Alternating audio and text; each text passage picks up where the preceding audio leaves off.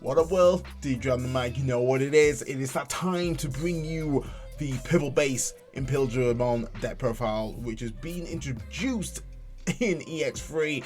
And I'm not gonna lie, guys, I'm liking the sauce on this deck. It's very, very slept on, and something I'm gonna be piloting this format for sure. So if this video for you, as I go over my ratios, tech, and my choices that I've made and implemented into this build, then stick around and enjoy. And if you're new to the channel and you like what you see, then make sure you subscribe and turn the notification bell, because I do videos on the reg. So let's just get straight on into this bad boy, because there's a lot to go over and a lot of tech that I'm actually trying to do in order to reach the end goal of hitting into our Imperialdramon fighter mode as well as just dragon mode.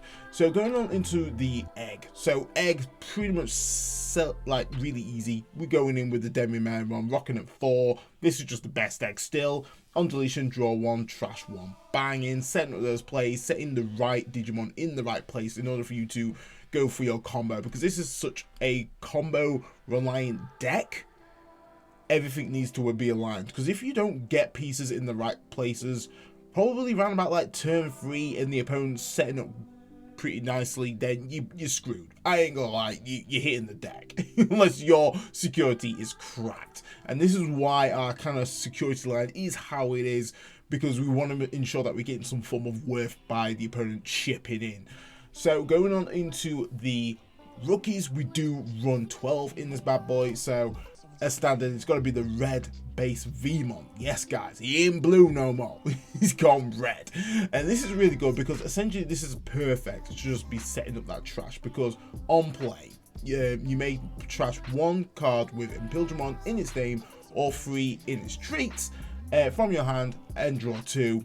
Really, really strong. We've seen it in Systemons Blanc from Jessamon Start deck. It's just a very versatile card here, and great just setting up nice and early. If you manage to get at least Vmon and Wormmon, you're cooking. Have one in raising, bang one out, setting up trash, really strong turn.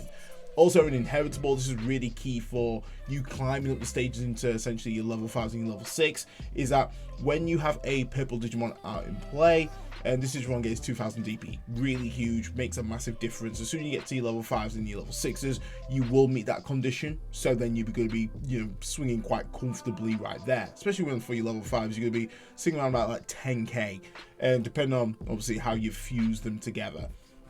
So really, really strong card. You definitely want to be running that at 4. Same obviously with the counterpart being the Wormmon EX3, which is just once again a very strong card.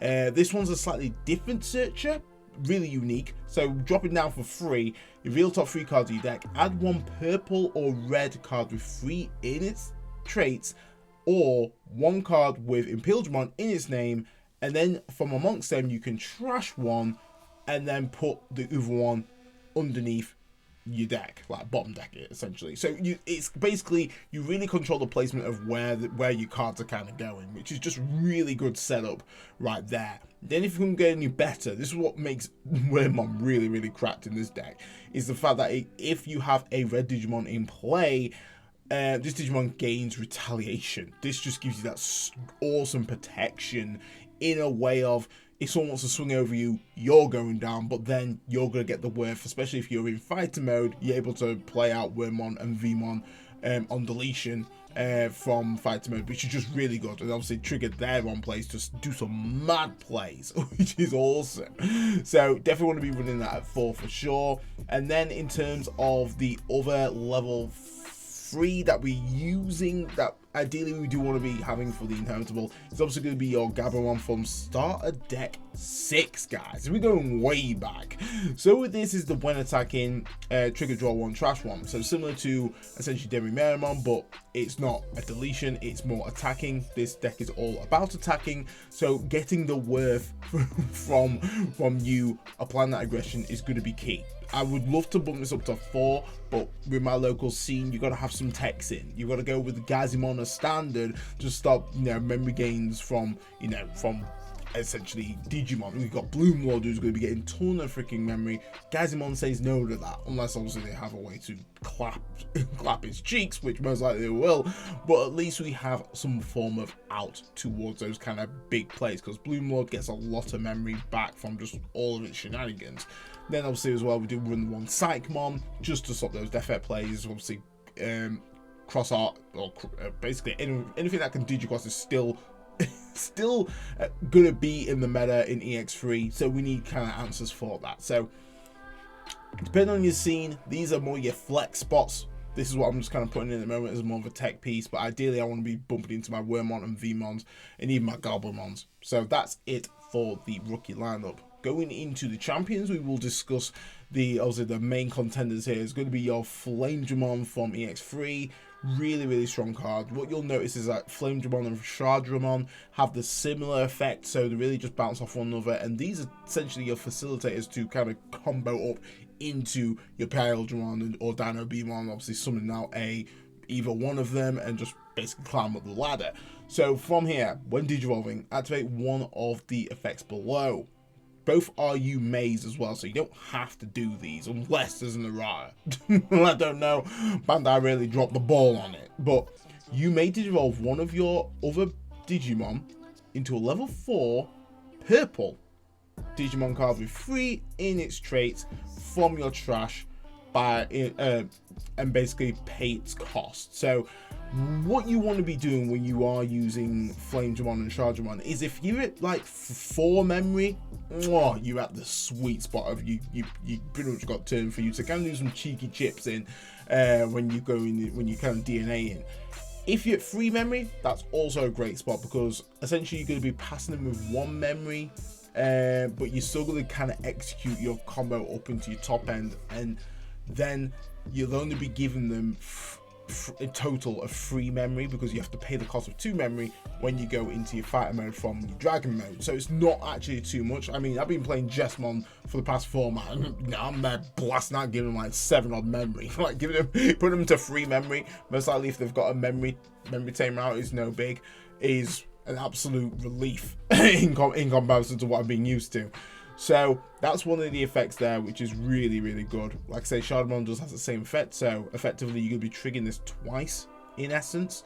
Then as well, one of the key things here is that next effect is you may DNA digivolve this Digimon and one other Digimon in play into a Digimon from your hand by paying its DNA digivolution cost, which is just banging. Obviously that's going to be free. That's when the combo kicks in, which is real nice. As well, we do have the Inheritable, which facilitates a lot of DNA shenanigans, because end of your turn, basically, you can DNA. Boom. So it doesn't matter if you're passing over that memory, you're going to be DNAing something if you've set up your board correctly. And that is the main thing. You've got to ensure that you set your board up in order for you even to perform any of this shit on the battlefield. So, set it up right. Then, like I say, Shardramon, exactly the same thing. Not going to read it out, but one thing you want to be doing is that you want to just make sure that you placing at least one of these, Flamedramon or Shardramon, in the trash in order to kind of get that combo off, being the main thing there. So we do run both at 4. Definitely do not run less. You'd be crazy too. We do run a nice Eyes Mode, Scatter Mode. So there's a lot of options that you can kind of slot in here. I did have the purple armor Digimon Quesilmon, I can't pronounce the name, probably butchered it, but that was good, because essentially you could use that to evo into by one of the effects of Flamedramon and Shardramon. The issue that I was having is that I just didn't seem to ever get it off if I wanted to, where I feel like with Eismon, it's probably the better choice here, because you don't want to delete it, because I'm going to be drawing 3. That's a lot, and trashing 2. Amazing setup for future plays. And 2, I can just freely swing in and actually just hope this boy gets deleted anyway. So And this is why I've kind of gone back to having eyes on it too. More of a tech slot, not a key component, but a nice play cost of 4, which is okay. This deck is all about kind of setting up that memory tamer. We'd also have, obviously, we have a lot of boosts in this deck build as well, that we can just use to essentially ensure that we're not giving too much memory to the opposition, being the main thing there. So we do run that nicely at 2. And then we do run the Burning Grey, which is just going to be hybrid for game. Burning Grey is really good. Another good thing with Burning Grey as well is that because you're able to evo on top of Flamedramon, you'll be able to trigger the inheritable if you're in a bit of an awkward situation where you just can't quite trigger the effect right. It can come up and it can come pretty clutch. It has come up in probably about twice in testing. Which is pretty cool. The fact that I do have that option to Digivolve for 1, boom, get that inheritable, then still execute my DNA plays because it's still a level 4 is really awesome. So we do run that at 1 at a nice little tech piece. Then when we go to level 5s is pretty much going to be your Imperialdramon and your Dino B. There's very little room for you to squeeze anything else in. Both really are strong, but they don't really do too much in a sense. So obviously you can DNA for free. If you don't DNA, it's going to cost you 4, so a little bit hefty. But when you DNA Digivolve, you may play 1 Dino B from your Trash Rat Painter's memory cost, and this is where the setup is all like, it's the key bit here. And this is either the amazing thing about this deck or the absolute rubbish thing about this deck. Is if you can't set up right, it's just not going to be popping, and your opponent's just going to be having an absolute field day and getting that sweet 2 open this biz. But if you do, it's going to be awesome, because then you can just trigger that DNA Digivolve into your Imperialdramon Dragon mode, which is just awesome. Another good thing is that on deletion, you're able to play 1 Vmon from Trash Rat Painter's memory cost, which is pretty sick. So if you happen to have enough memory, you could risk it for the biscuit and swing in with your Imperialdramon. If you do have your Tide Khmer out there as well, you could be at least doing 2 checks, which is pretty sick. Like I said, a little bit risky. Make sure that you've got your Vmons in the source, just so you're at least swinging for at least 10 or 12k. Is going to be handy, just so you can really be hyper aggressive and kind of almost OTK, but it's very, very risky.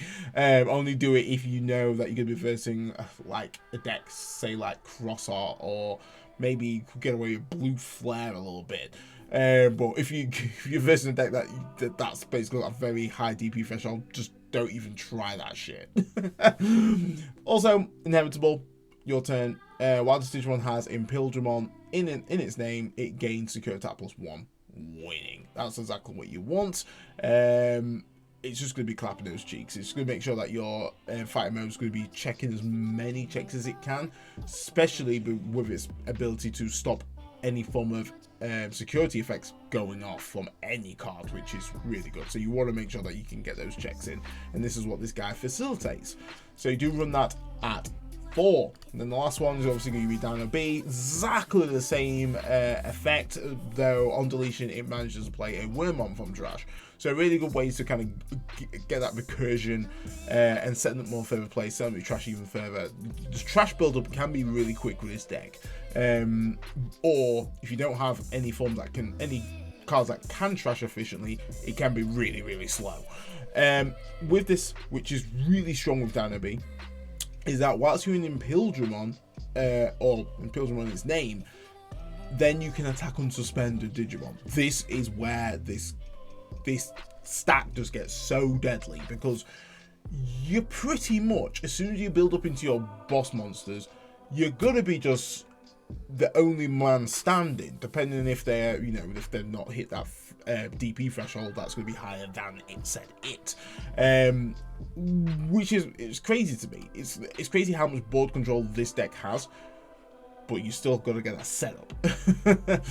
So we do obviously 8, and then we go into we're going into the megas. I must admit, this this whole art is sick. This whole art is so sick. One of my personal favorites. So this guy is probably one of the strongest Imperialdramon versions I've seen. It's crazy what this guy can do, because when digivolving, and this is when, if it's DNA digivolving, your opponent chooses one of their Digimon and then deletes all of their others. So literally they could build a wide ass board. They won. Bloomlord. You know how wide they get? They get huge. This guy, you literally gives you an option. Goes into duel mode, like, right, you better pick one who I'm gonna clap. and I'm just gonna nuke. I'm gonna mega death the whole place up. That is what is happening right here.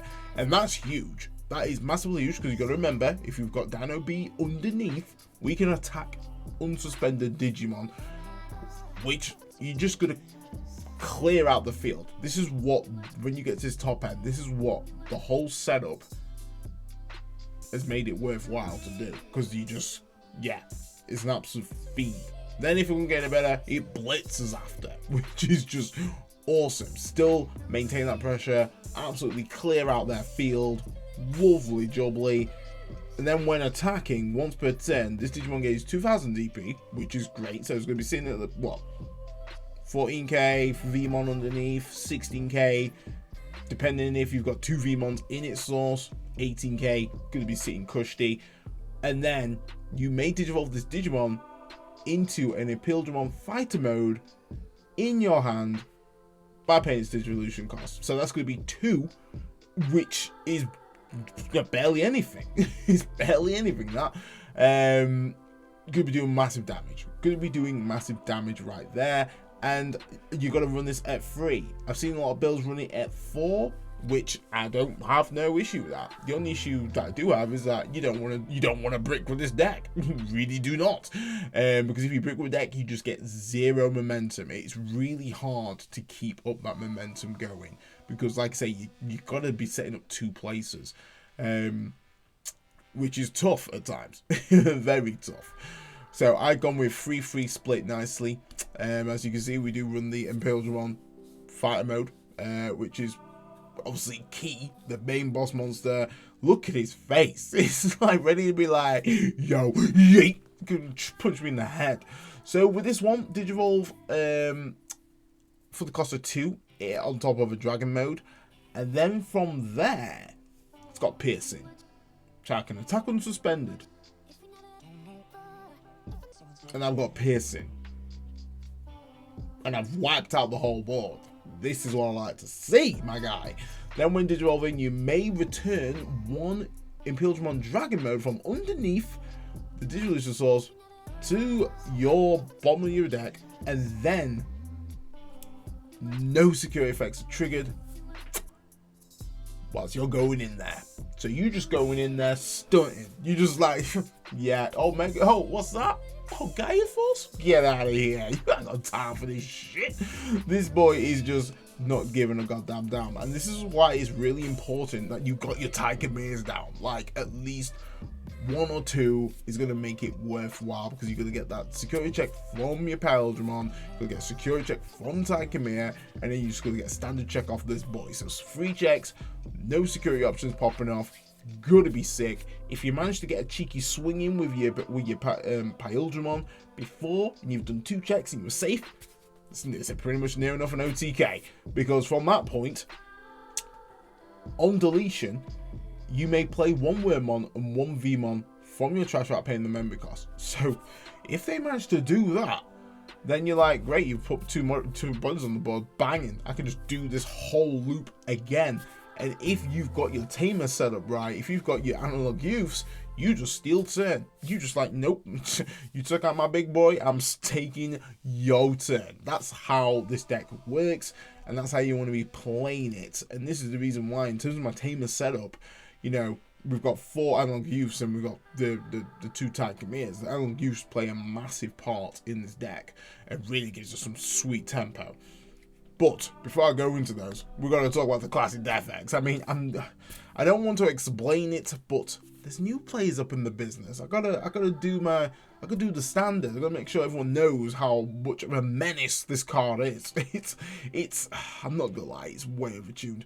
So when you play this card, you can reduce its memory by 3 for each Digimon and Tamer the opponent has in play.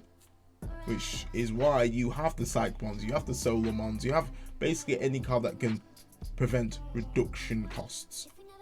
Because this guy is a menace. Because when he's played, and when Digivolving, de-Digivolve all of your opponent's Digimon, and then delete all of your opponent's level 4 or lower Digimon. Just so, that's just sometimes just a little bit too much. But it is needed in this current meta because the board goes so wide. I mean, Jesmon can build up some wide boards. Bloomlord's going to be building some wide boards. It doesn't really so much affect Examon, but at least the De-Digivolve is going to be pretty useful in that matchup because Examon is a menace. And then if it can get any more better, end of opponent's turn, yeah, once per turn, delete all of your opponent's Digimon with the lowest play cost. So ideally, it really forces you to either try and take the damn boy out or play something lower. So whatever your main Digimon is on the field at that turn doesn't get blown up, because that will be the one at the lowest if it's the only one on the field. So very annoying card. We do only run in this deck. Don't think it needs to run anymore. We do have cards to kind of recur this card back, which is quite nice. But yeah, it's going to be my first time personally using this card, so yeah, we'll see how it goes. Then, in terms of Tamers, we do run 2 Taikameers. I think this is definitely going to be staple for this deck, because ideally, just due to the effect of Imperialdramon, Fighter Mode, it's very crucial that you do enough checks whilst you under that effect, because once you've done that swing and you've survived, yeah, that's gone. That's gone. That's only a one-time thing. One take Drake on that bad boy, so you're going to make it count. So if we do run 2 Taikameers, that's just obviously going to give you that, grant you that additional security check, and it is a red Digimon, which is crucial right there.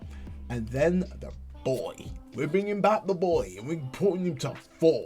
I know, guys. I know you're thinking, boy, this guy is too much. I'm like, it ain't. It isn't.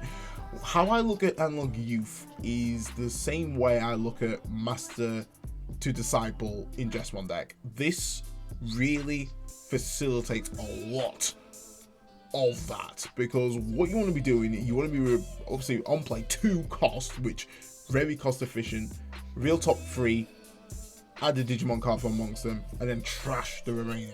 This is going to be building on that trash nicely.